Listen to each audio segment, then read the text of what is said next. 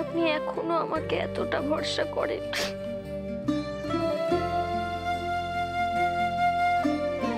নিশ্চয়ই,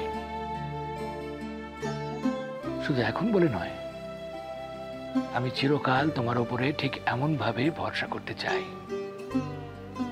তুমি যতই নিজেকে সরিয়ে নিতে চাও না কেন, তোমার ভেতরের সেই জোর, বিশ্বাস আমি এখনো দেখতে পাই। হয়তো সাময়িকভাবে তোমার মনে হচ্ছে তুমি হেরে গেছো, সব ছেড়ে তুমি চলে যেতে চাইছো, কিন্তু এটা মনে রেখো মা, কোনো কিছুই চিরস্থায়ী নয়। এই সময়টাও চলে যাবে, ভালো সময় আসবেই। মা, একজন ভালো মানুষের সঙ্গে ভালো বই মন্দ হবে কেন?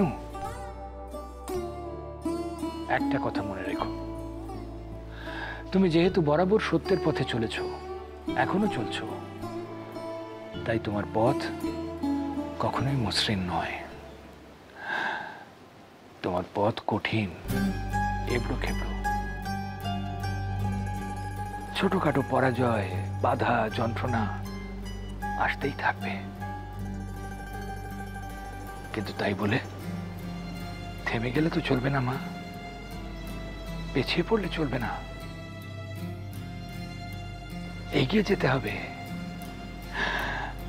মনে রাখতে হবে, সত্য কঠিন বলেই সুন্দর।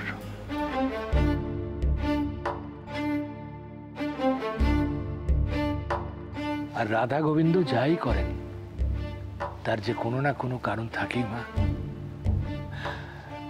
তাই একটু ধৈর্য ধরো, অপেক্ষা করো, তার উপরে ভরসা রাখো, বিশ্বাস রাখো। মা, আমি ঠিক করে নিয়েছি, নতুন করে জীবন শুরু করবে তুমি। বলো, রাজি তো? আপনি এমন একজনকে নতুন করে জীবন শুরু করতে বলছেন যার সবটা শেষ হয়ে গেছে, বাঁচার ইচ্ছেটুকু আর নেই।